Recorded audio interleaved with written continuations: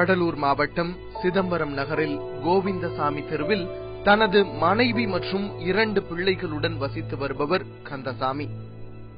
கந்தசாமியின் 16 வயது மகனான சூரிய பிரகாஷ் சிதம்பரத்தில் உள்ள ஒரு மேல்நிலைப் பள்ளியில் 11ஆம் வகுப்பு படித்து வருகிறார்.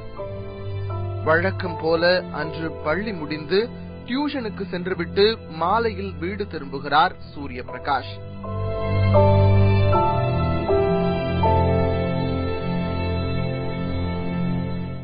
வீட்டருகே தனது சைக்கிளை நிறுத்துகிறார் சூரிய பிரகாஷ். ஆனால் அவர் வீட்டுக்குள் நுழையவில்லை. வெகு நேரமாகியும் தங்கள் மகன் வீடு திரும்பவில்லை என அவரது செல்போனை தொடர்பு கொள்கின்றனர் சூரிய பிரகாஷின் பெற்றோர். என் பையன் திங்கக்கிழமை சாயந்தரம் 6 மணிக்கு 6:30க்கு டியூஷன் போறான். டியூஷன் போயிட்டு 8:30க்கெல்லாம் வந்துருவான். 8:45 ஆகி வரலங்க நாங்க தேட ஆரம்பிச்சிட்டோம்.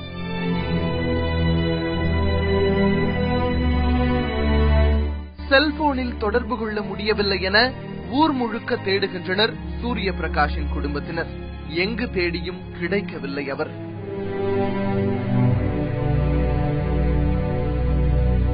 இதற்கிடையில் உறவினர் ஒருவர் சூரிய பிரகாஷின் செல்போனுக்கு அழைப்பு விடுக்க அப்போது அந்த அழைப்பு ஏற்கப்படுகிறது. ஆனால் போனில் பேசியவர் ஒரு மர்ம நபர்.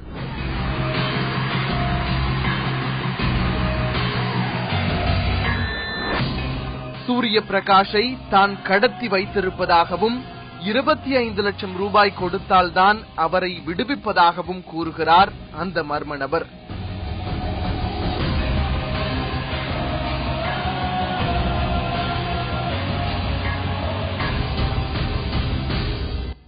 என்னோட நம்பருக்கு நான் கான்டாக்ட் பண்ணேன் சார். திங்கக்கிழமை காணா போயிட்டாங்க. எனக்கு ஃபோன் பண்ணாங்க. செவ்வாய்க்கிழமை காலையில நான் 10 to 11 இருக்கு சார். இந்த மாதிரி ஃபோன் பண்ணேன்னா போனை எடுத்தாங்க. ஹலோ தம்பி, எங்கடா தம்பி இருக்க, வீட்டுக்கு வந்துடுறான்னு.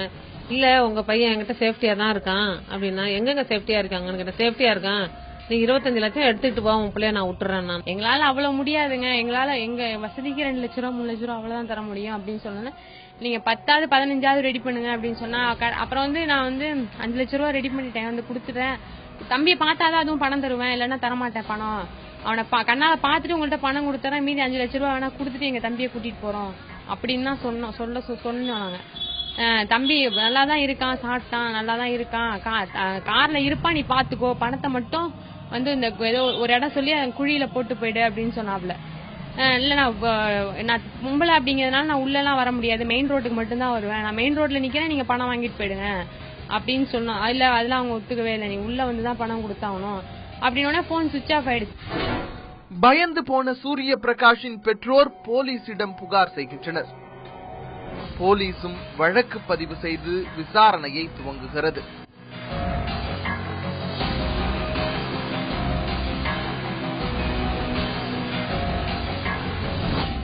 அலக்கழிக்கே அடிச்சாங்க சார். 2 நாளா அங்க வாங்க இங்க வாங்க, இங்க இருக்க அங்க இருக்க இங்க இருக்க அங்க இருக்க, நாங்களும் எக்ஸல்ல அலைஞ்சிட்டு தான் சார் இருந்தோம். புதன்கிழமை நைட்டு இது மாதிரி பணத்தை அங்க எடுத்துருவா இங்க எடுத்துருவான்னு சொன்னாங்க. நாங்களும் அங்கேயும் எடுத்துட்டு இங்க எடுத்துட்டு போனோம். அது எங்களுக்கு திசை திருப்பறதுக்காக நாங்க அது மாதிரி சொல்லிட்டோம்.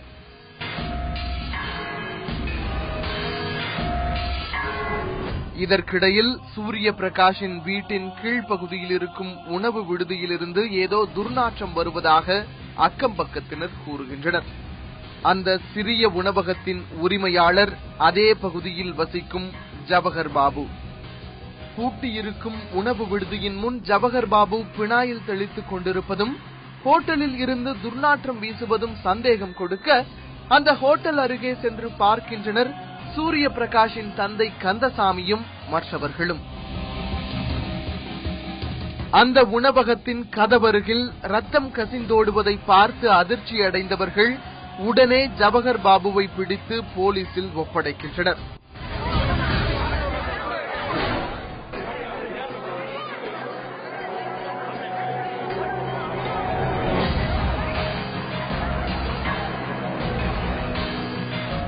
கடையில இருந்து சும்மா பேட் ஸ்மெல் வரவும் என்னன்னு பக்கத்து கடைக்கான டீ குடிக்க வந்தவங்க கேட்டாங்க.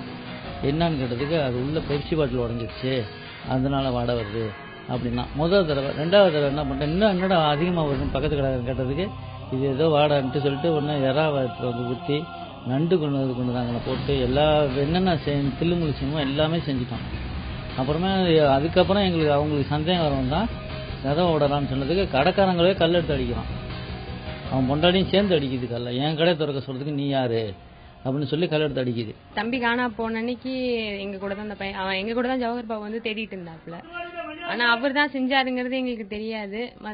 தேட்டர்ல சரி சொல்லாம தேட்டருக்கு போயிட்டானு தேட்டர்ல போய் தேடும்போது ஃபுல்லா தேட்டர்ல வந்து எங்க கூட தான் நின்றுட்டு இருந்தாப்புல அவரு. போலீஸ் வந்து உணவு விடுதியை திறக்க அங்கே அந்த கோர காட்சியை கண்டு அனைவரும் அதிர்ச்சியாகின்றனர்.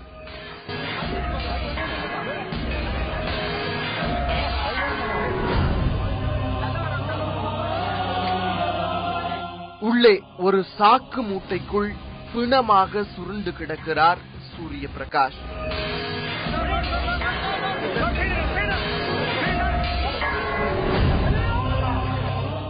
கதறி துடிக்கிறார்கள் சூரிய பிரகாஷின் பெற்றோர்.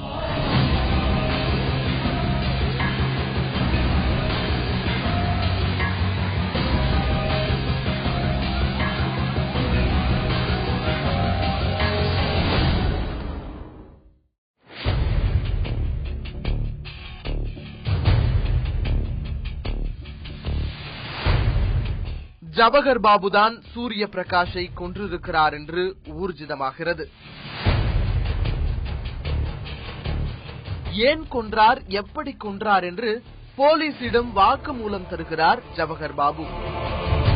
அந்த வாக்குமூலத்தை கேட்டு போலீஸே அதிர்ச்சியாகி போகிறது.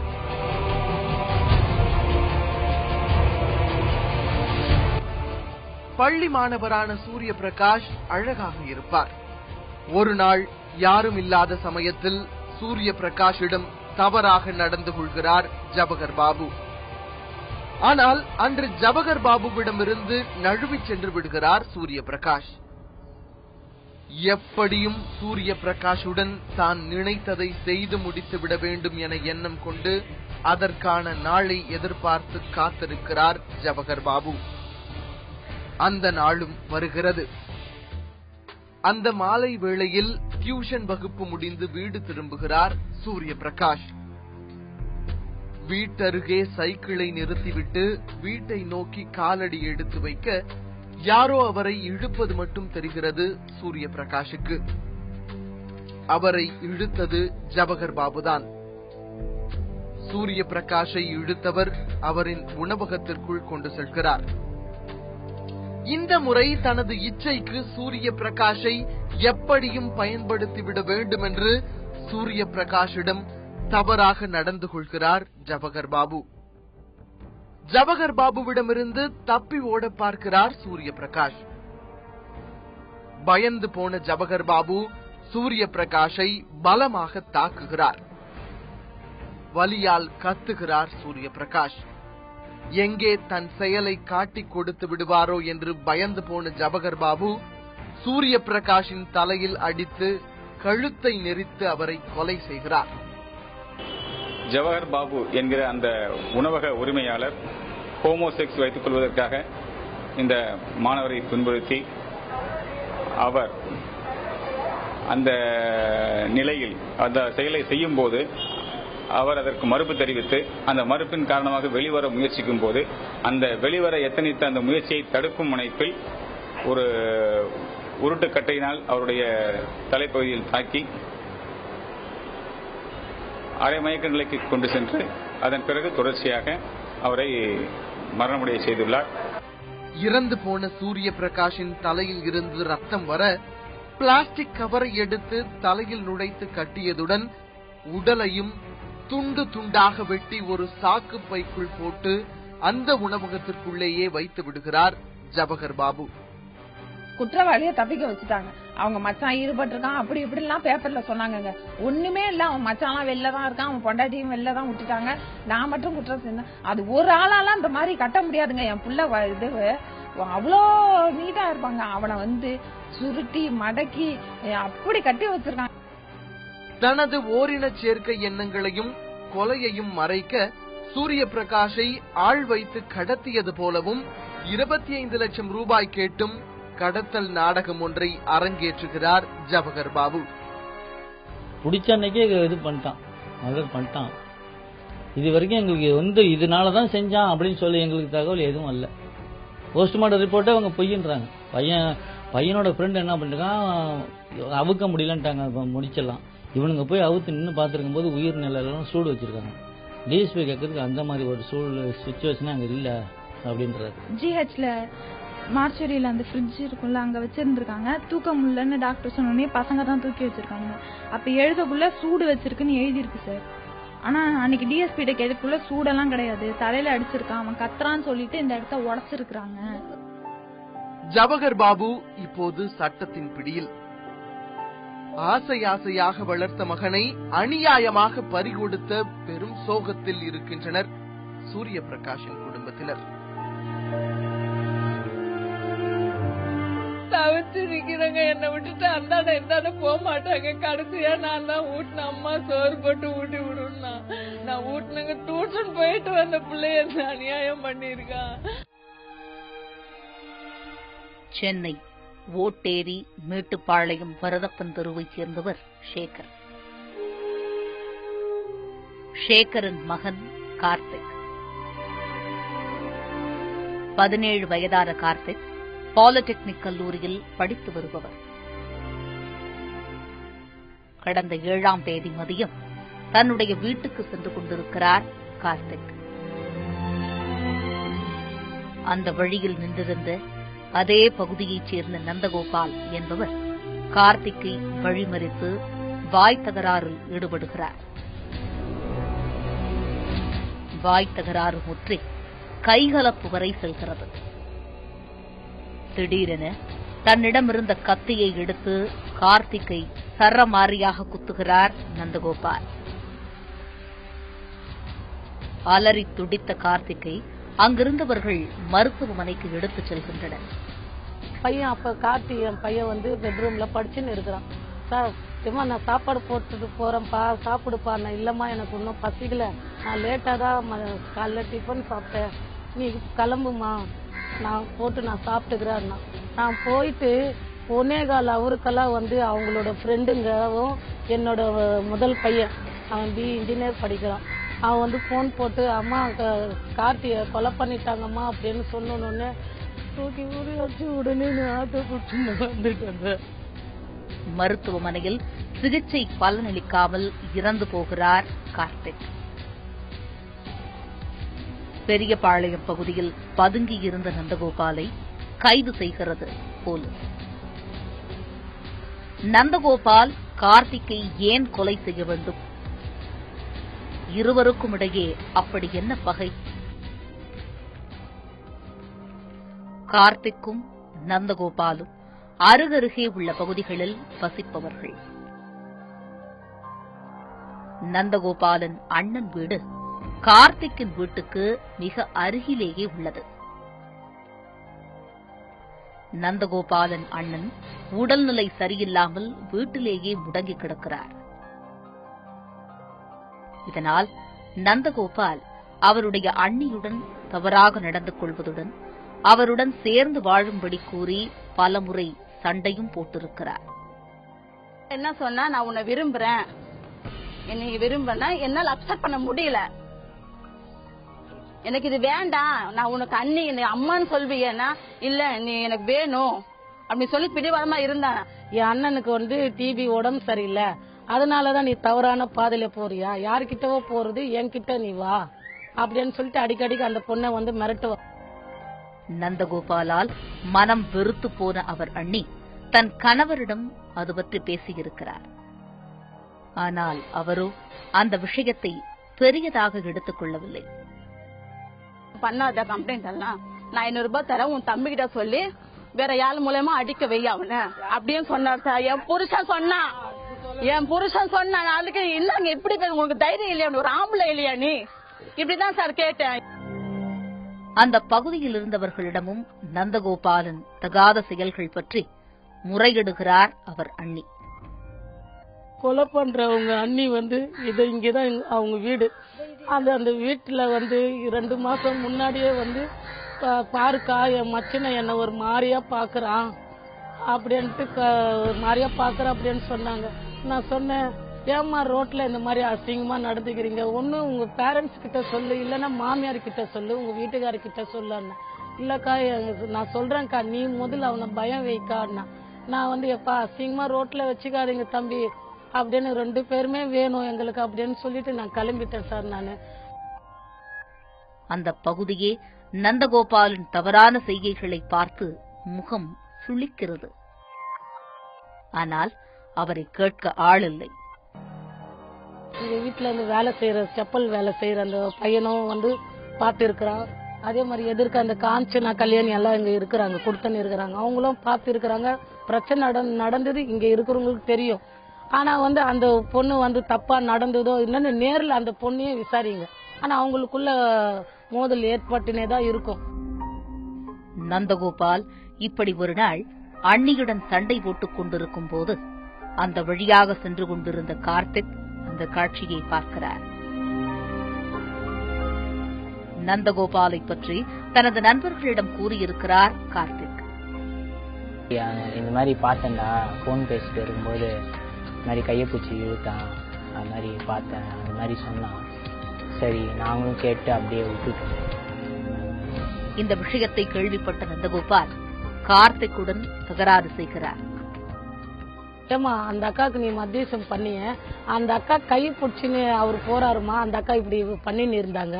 நான் திடீர்னு போன் போட்டுதான் அப்படி பார்த்தேம்மா. நானு அப்பவே வந்து என்ன வந்து மிரட்டினா, நீ பாத்துட்டியா, எல்லாருக்கும் நீ ஃப்ரெண்டுங்களுக்கு எல்லாம் சொல்லிட்டியா, உன் ஃப்ரெண்டுங்க எல்லாம் என்ன ஒரு மாதிரியா பாக்குறாங்க. நந்தகோபாலை திட்டியதுடன் அவரை அடித்தும் விடுகிறார் கார்த்திக். இதனால் கோபம் கொண்ட நந்தகோபால் கார்த்திக்கை ஏதாவது செய்ய வேண்டும் என அந்த வாய்ப்பிற்காக காத்திருக்கிறார். அந்த வாய்ப்பும் வருகிறது நந்தகோபாலுக்கு.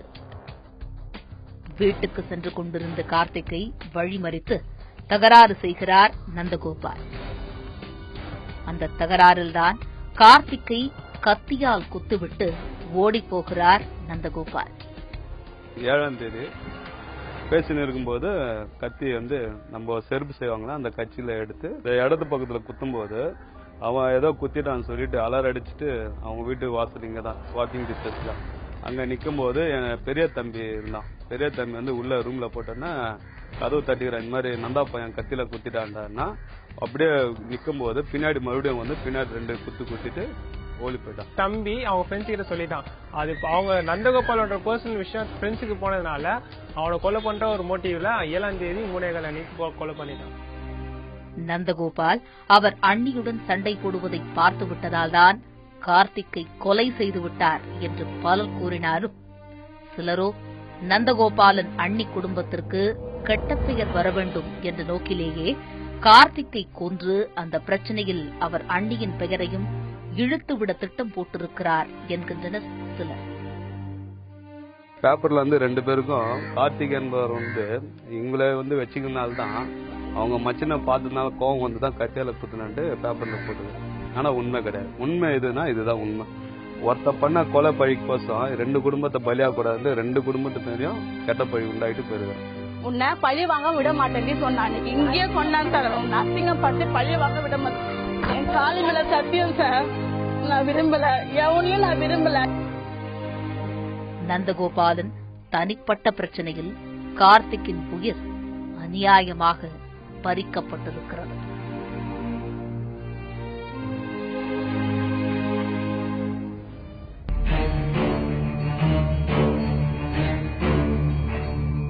ஒருத்தருடைய முக்கியமான ஆவணங்கள், அதாவது சேல் டீட் டாக்குமெண்ட்ஸ், கிரைய பத்திரங்கள், தாய் பத்திரம், passport, driving licence, bond, cheque, pro notes, இப்படி எந்த ஒரு மதிப்பிடக்கூடிய ஒரு பொருளாக இருந்தாலும் சரி, அந்த ஆவணம் வந்து காணாமல் போய்விட்டாலோ தொலைந்து போய்விட்டாலோ அது தொடர்பாக அந்த சரகத்துக்கு உட்பட்ட காவல் நிலையத்தில் ஒரு புகாரா கொடுக்கணும்.